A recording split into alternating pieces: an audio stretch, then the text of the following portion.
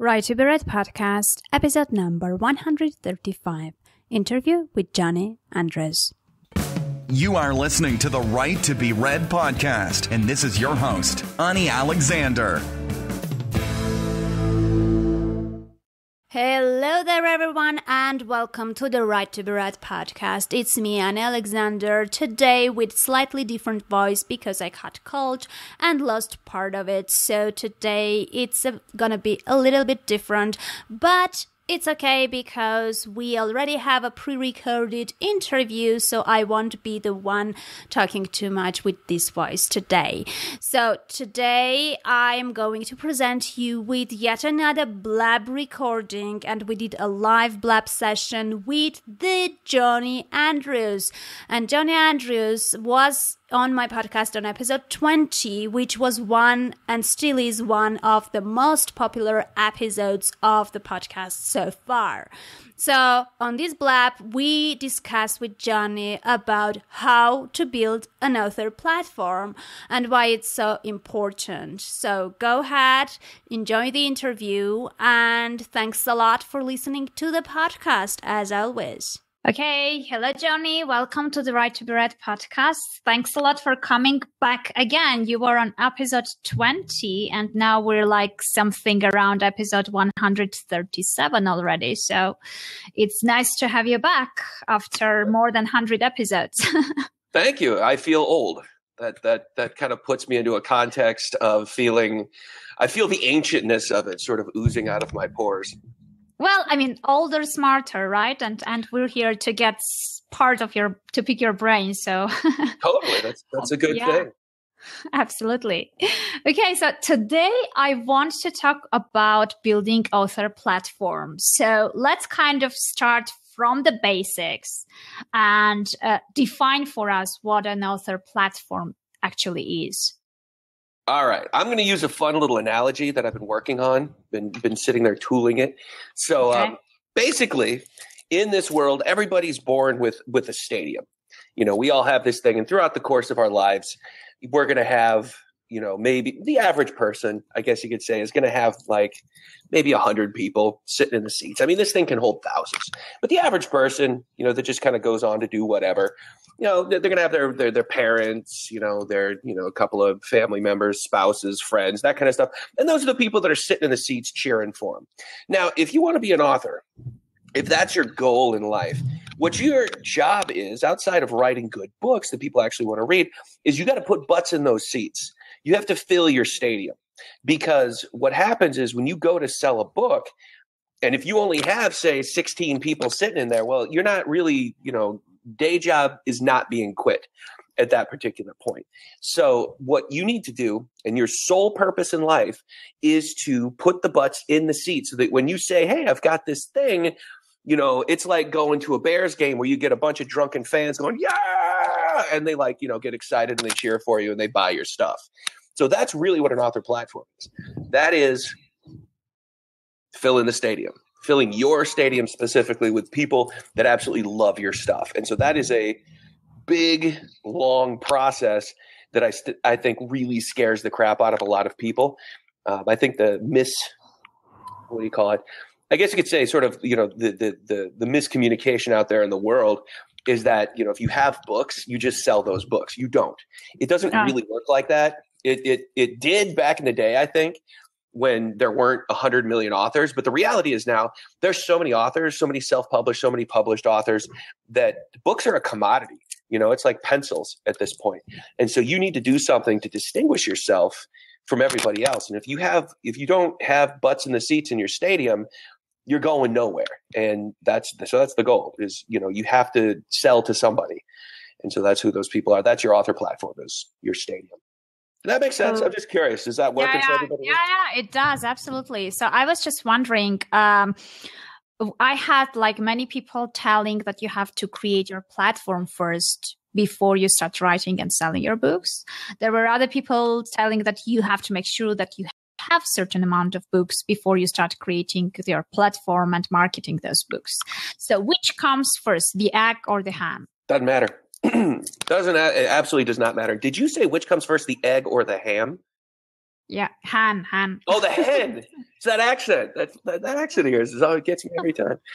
I actually kind of prefer it the other way. Which comes first, the egg or the ham? It's like, you know what? That's a hard one to answer because I enjoy eating both. No, the fun thing is it doesn't really matter how you do it, just as long as you do it. The two factors that come into being a successful author these days are, number one, you have to write books, you have to publish books, you have to keep putting that stuff out. It has to be good stuff. So you have to develop a process and a daily ritual around the creation of the thing that is to be sold. All right. Mm-hmm. The other half of that equation, actually almost bigger than that, is then you have to put the butts in the seats. And so if you have books, great. If you don't have books, fine. It doesn't really matter. Sit down and write so that you can then have books. And you also have to sit down and you have to build those eyeballs and put all that stuff in there. And put those people in the seat. So it doesn't, in terms of the egg or the ham, I'd say it doesn't matter. Start with one and then add the other in very quickly thereafter. Okay, I see. So does it mean that there are certain strategic decisions you have to make before starting building your platform? Like, I don't know, choosing the genre you are going to write in, or, coming up with your ideal reader you want to reach and stuff like that? Or, what are the first steps? Like, let's say I'm starting from scratch. What do I have to take into consideration?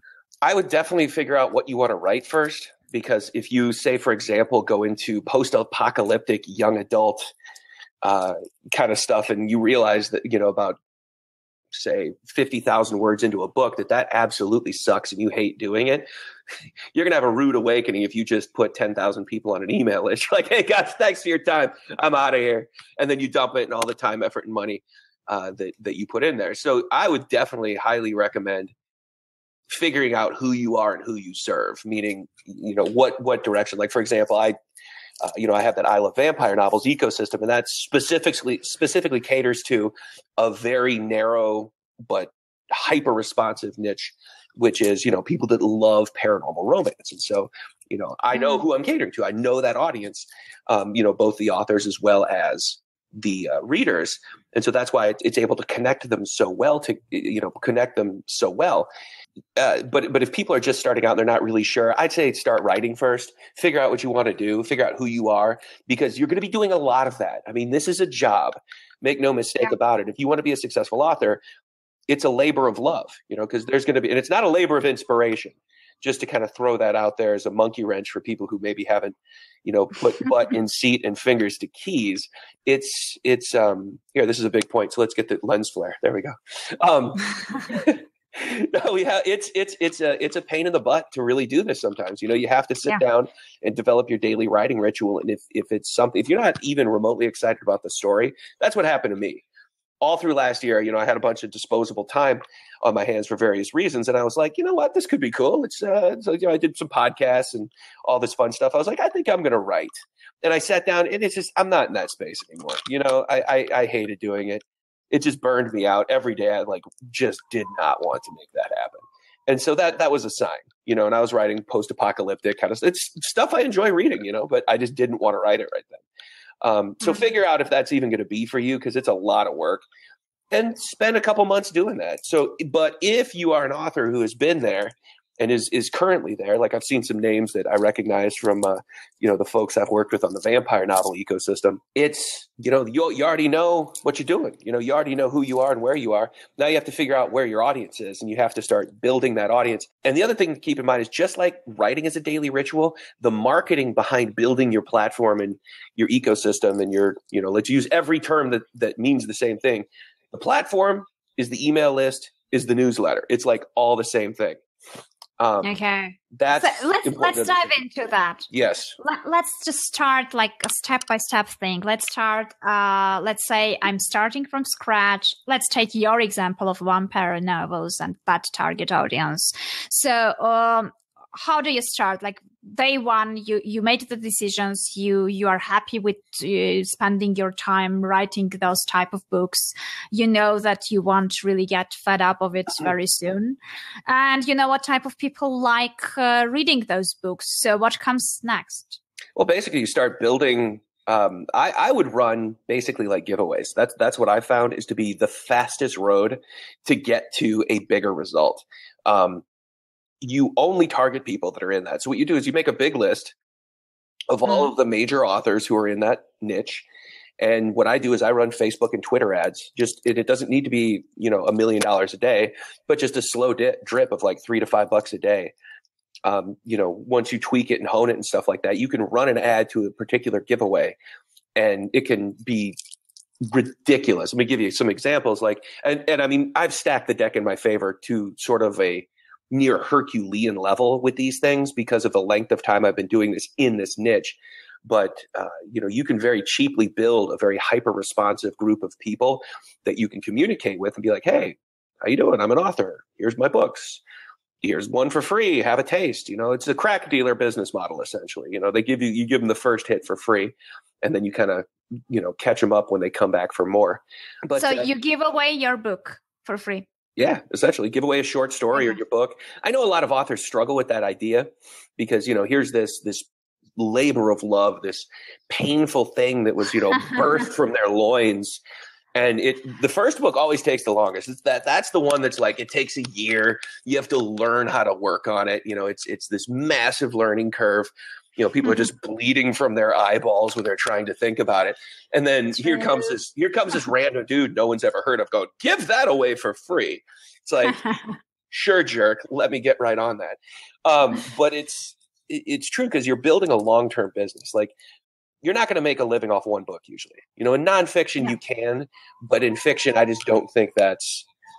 I don't see that as being realistic. Like, if you want to stack the deck in your favor, you're going to need to be coming out with more stuff more often. Yeah. And so I see. The reason you give away the first book free or a prequel or something is the best way to do it. Usually is to write a series. You give it away so people can sample you. They can figure out who you are. And after that, you can raise the price. Like, great example from the paranormal romance, Bella Forrest. I did a case study video on her last year with the podcast kind of thing. And what she did was, for a long time, she started doing this in 2012, which implies to me she was probably writing the first group of books in 2011 and then sort of backlogged that stuff. But since, 2012, the first one came out. And her entire series, I mean, she's usually in the top 100 on all of Amazon whenever she launches a new one. What's interesting is when she launches a new one, even though it's in a series, a large portion of her books rise up into that top 100. And it just ends up like, she sold well over 1 million copies and she's completely on her own. It's not like a publisher or anything like that. So she used to give away that first one for free and then she changed it.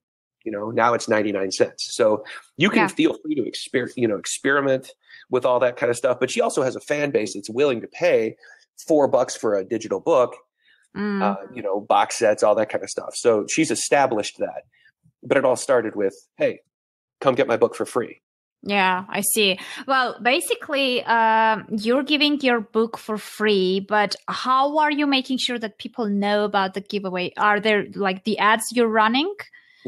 Targeting the people who are actually like fans of the writers who are writing in the same genre, right? Yeah, exactly. So, for example, like there's this big movement on these shifter things, people that like morph from, human to bear to wolf to snake. I think there might have been one that was a scorpion, but it didn't do well.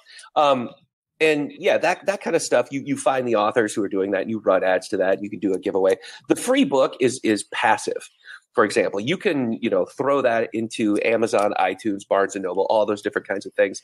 And it just sort of acts as a passive marketing push. And what I would do with the perma-free book kind of thing like that is I would probably run maybe a $3 a day ad to it in Facebook and Twitter. And it's like, hey, free first in series kind of thing. See what you think.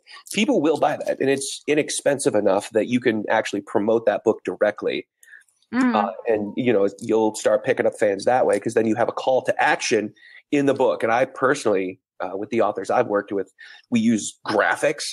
So it's this cool looking, hey, click here to get this thing, so I typically will do like a free short story, a free prequel, a free novella, like whatever you're going to do, but it happens to be in the genre. So you click that jump through. Now you're on an email list. Yay. So that's one version of it. The second version of it is if you're going to run a giveaway, and that's where you do a physical product and then what I call an enhancer. So like a gift card or a Kindle or whatever. Interestingly enough, this is just because I think we've run almost 100 giveaways, or we have literally a new one booked every day through the ecosystem. Mm-hmm. It matters, like the graphics are what matter, but and two things matter the most, because we don't target giveaway sites, and this is important to kind of take away. Don't target giveaway sites with this stuff. Target the readers that you're still targeting with your free book. So you're like, hey, I'm going to give you an autographed like paperback something or other, plus like a gift card.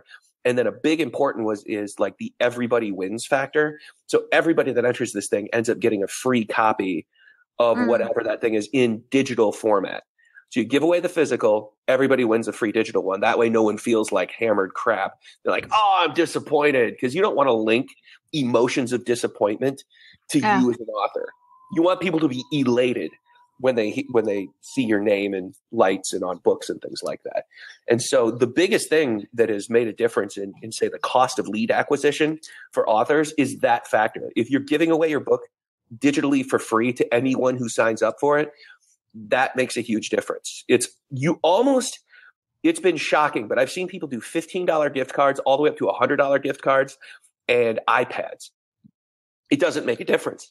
I mean, it does a little bit. Like later on, the lead cost starts coming down dramatically if you have that stuff, but the initial lead cost is all pretty much the same.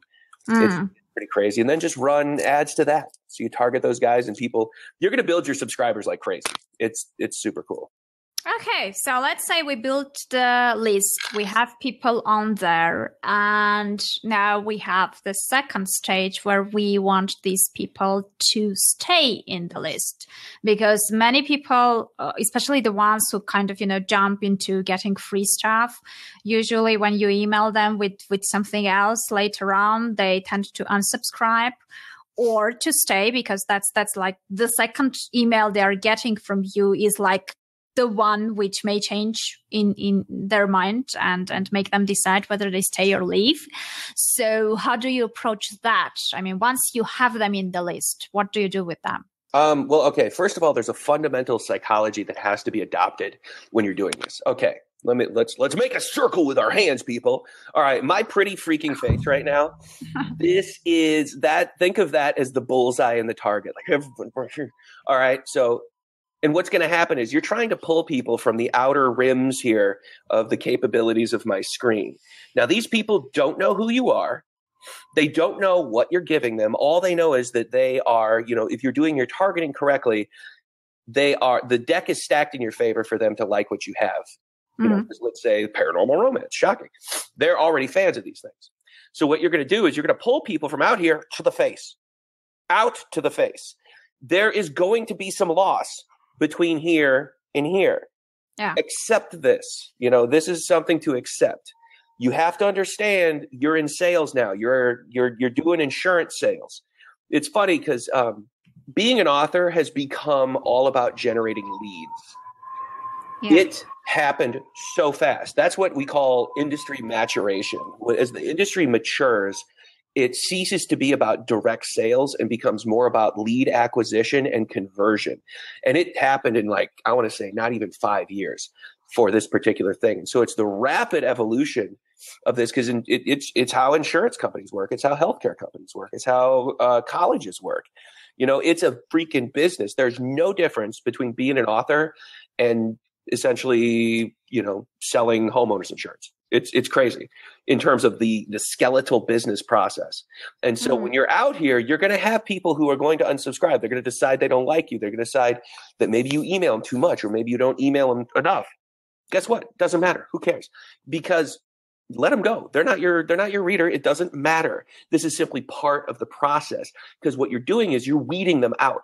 Like the reason I don't go and target people who are, I don't know, like giveaway junkies, even though I know that I could probably put 100,000 people on my email list in 4 months, I'm going to be getting a bunch of yahoos that don't care even slightly. It's not about the numbers. It's about the quality. It's about two things. You're going to pay for them, right? Yes. I'm paying for these fools, and they probably want to win a Buick instead of a book. And that's not okay with me, So that's why it's like, it's going to be a few thousand instead of a few 100,000. So targeting is key to this whole process, because your fallout then is a lot less than it would be if you just went, hey, everybody, I'm here. So keep it real focused. Your numbers will be smaller, but your cost per lead is going to be way less. Your open rates in your emails is going to be way more. Your click-through rate, let me give you an example. I was talking to actually, she might be on right now. I think it might have been Vela Day, was saying that the industry average during a giveaway is like when you finally send them the free book is 10%. Ours was 33%. And that was just on the first email. And so the reason that's the case, the reason it's like astronomically higher is these are the people that want this stuff to begin with. They're not there because, free stuff, awesome. They don't care if it's an autographed romance novel or like, a year's supply of Tide. It doesn't matter, that's a big deal. So make sure. So what do you email those people once you get on your list? What are they getting from you? Naked photos, constantly. Just bombard them with porn. I'm just kidding. No, you want to be sending them. The first one should be, hey, thank you so much. Remind them where they came from, how they heard about you, who you are, and what's in it for them, and immediately give them the link to go get the free thing that you promised them.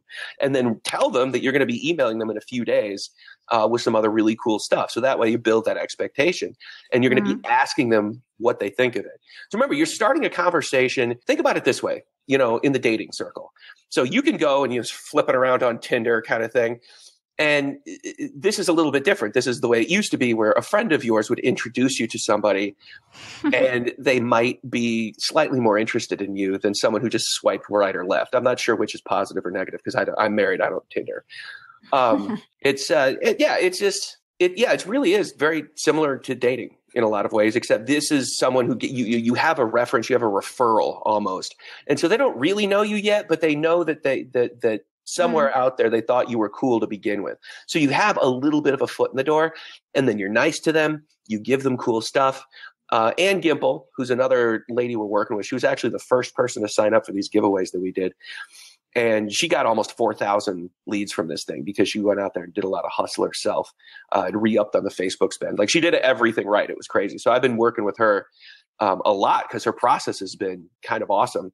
She was getting 68% open rates on these things. And what she was doing was she was just giving them the book and then telling them, hey, I'm going to ask you for your opinion. So she asked for opinion. She engaged people in conversation out on Facebook or in Twitter and things like that. And so what you do is you kind of take it out of the email, make it public out there on your other accounts so people can see that. And so now what you've developed is social proof that you're a real person, that there's real stuff going on. You can also put these people on your review team, which is huge.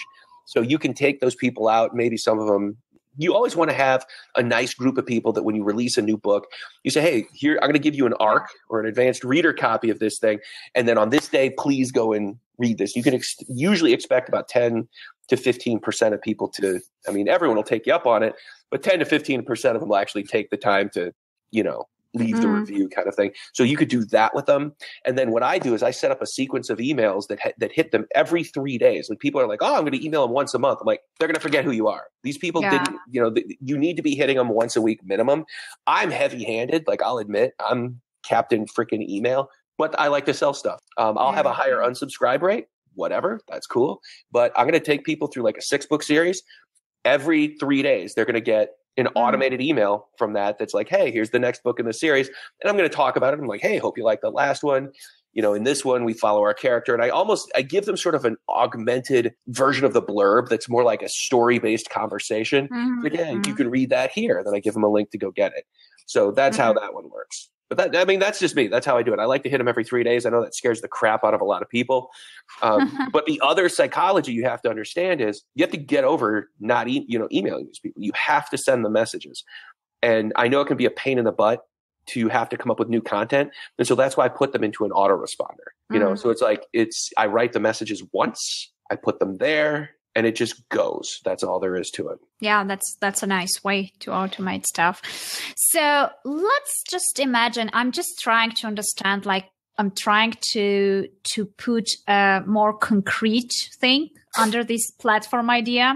Mm-hmm. So let's say, what is the minimum number of people in your platform which will make you, I don't know, I mean, let's just put a number each month of revenue from books.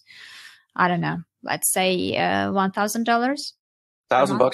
Hell, I know. I mean, that's going to be completely, it's up to, there's too many things. There's way too many factors in there to even begin predicting that. It's like, what's the price of the books, first of all? How many of them are there?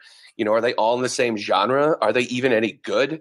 I mean, it's like there's so much going on in that question. Like there's zero predictability whatsoever. So then let's just break it up and say which are the factors that affect the upcoming sales figures and what one has to consider. Like, at that point, I mean, what's going to affect your sales is definitely going to be, the presentation of your books. Are they the right thing for the right people? If they're the right thing for the right people, then you have no problems. You have nothing to worry about. One big factor that you can look at is if you have a series, what's your sell-through? From book 1 to book 2. If you have a perma-free, your sell-through will be lower, obviously, because free books, they attract free people, that kind of thing. And so the best leads you're ever going to get in terms of your platform are going to be the ones that buy a book and then subscribe to your email list. Like there is no other way to do that. But in order to get the people to buy the book, you typically have to, work them through this process. Yeah. So, the factors will be the cover, the blurb. Reviews are beyond a shadow of a doubt, probably almost more important than having the book. Like, it's like, if you don't I remember some guy signed up and he tried to like buy an ad from us.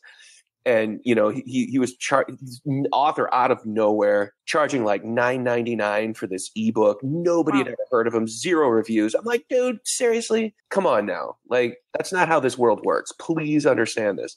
I would feel bad taking your money to have you go out there, because what's going to happen is no one's going to buy anything from you ever if you're doing this. It's like, this book should be like 99 cents or free, because no one knows you, dude. Like, you got to get known. You got to build that up. You got to build the notoriety, and that takes time. So you're looking at like a 3 to 5 year process.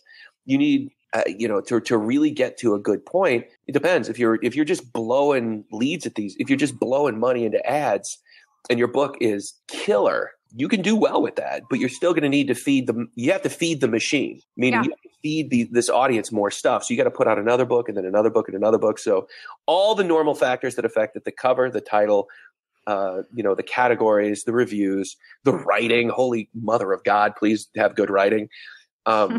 Yes, please. It's completely subjective too, because I've read stuff that's like in the top 100, 1,000+ reviews. I'm like, this is the worst thing I have ever put my eyes on.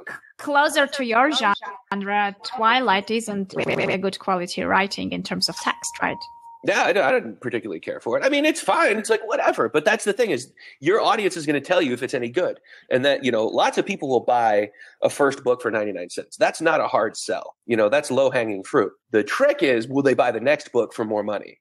And so if you get above a 50% sell through, if you're selling, and I've done this too, with some of our in-house authors, we have like a bunch of testing that I'm doing in all these things. It's you push that first 99 cent book. And then if you have below a 50% sell-through rate, you might not be making it. Because what I've seen is, for example, we kind of missed the genre a little bit in one of our series. And so we had a 20% sell-through to the second book. But after that, it was almost 90% would buy every book in the series.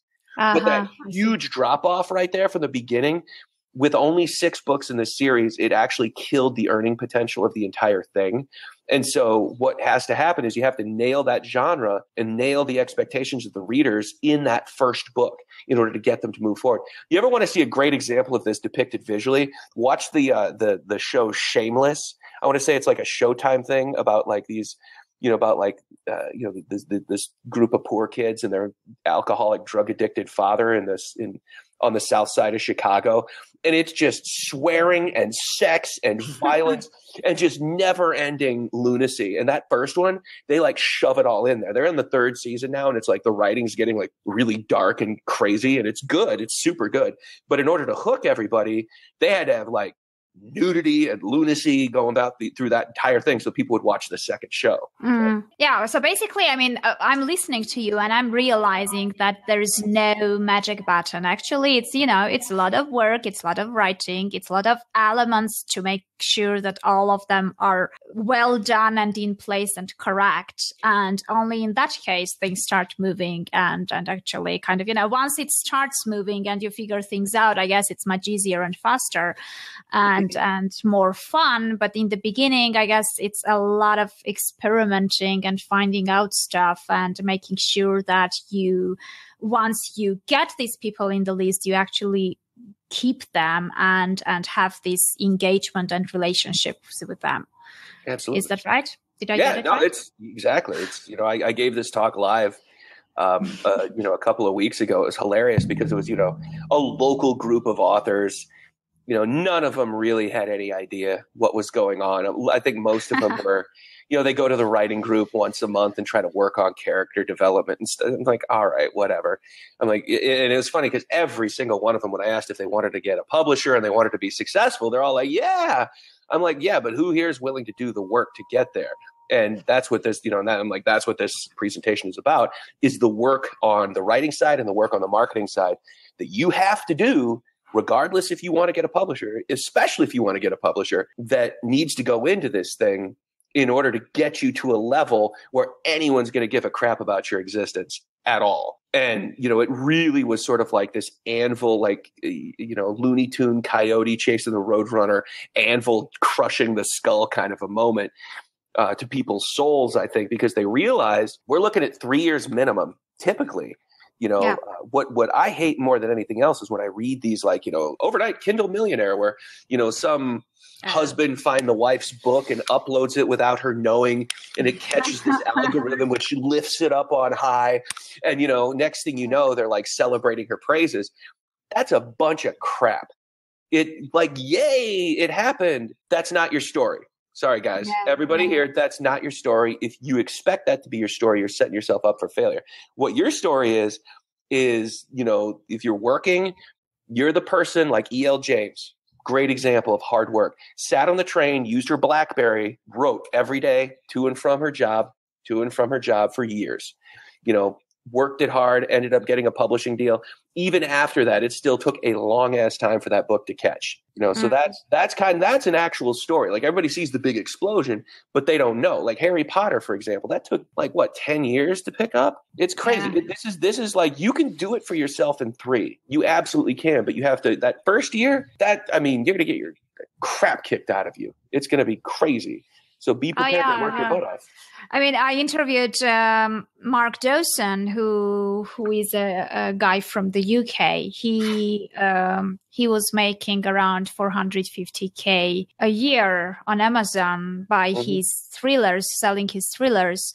But he was working as a lawyer before he quit his job, and he was commuting to London and back 1.5 hours each morning and back later on. So he had 3 hours in a train, and he wrote for, I think, a year or 2 years daily for 3 hours while on the train, all the books in the series. And then he did this Facebook ads magic and started trying these things. And he definitely gave out all the first books in the series. Actually, what he's doing is he's getting people on the list by giving all the first books of all the series he has. So I think it's 4 or 5 books altogether from the first. Right. Yeah, he has the free bundle. Yeah. So, but basically, I mean, it sounds like an overnight success, but that guy, I mean, wrote 3 hours a day, every single day for about 2 years. So it's not really an overnight thing, right?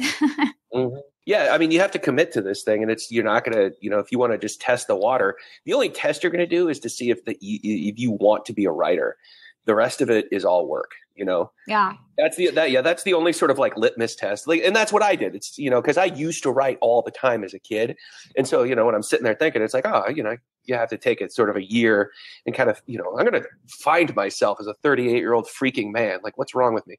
But, it was, I spent a year trying to do that. I'm just like, I hate this. It's like, I'm not that guy anymore. So, you know why? Because I think writing for money and writing prolific writing in terms of you have to do it regularly, no matter whether you feel like that or not, as opposed to writing whenever you feel like that, just for fun with no pressure and stuff like that, are completely two different things. Absolutely. And the writing for money thing, what we are talking with you about right now, is can feel like a job. And many people kind of, might prefer getting a real job because it's safer, it's and less writing. Simpler, and then they can write whenever they feel like. And if they don't succeed as writers, they have this, perfect excuse. It's not like they failed, but they didn't even try because they were too busy going to work and stuff like that. So it's kind of, they are hiding behind that excuse also. So you never know whether, maybe they were just, making sure that. Yeah, you're totally right. Exactly. And and I sat down every day, went to Starbucks. They loved me there. It was wonderful. I drank so much of their coffee. I wrote every day, minimum 2,000 words. And, it was just, it just wasn't for me because I love the business end of it. Absolutely. Okay, so we covered most of the business parts related to the author platform building in this session. So if you would like to get the whole Blab recording, because we carried on much longer and had more questions to cover at Blab, just go to my website to www.anniealexander.com/135, and you will get the video recording of the whole Blab and see me and Johnny discussing the thing live. Well, I guess that was it. Take care, have a very productive week, and hopefully my next episode will be with my real voice, which I'm waiting to come back. Take care and keep writing.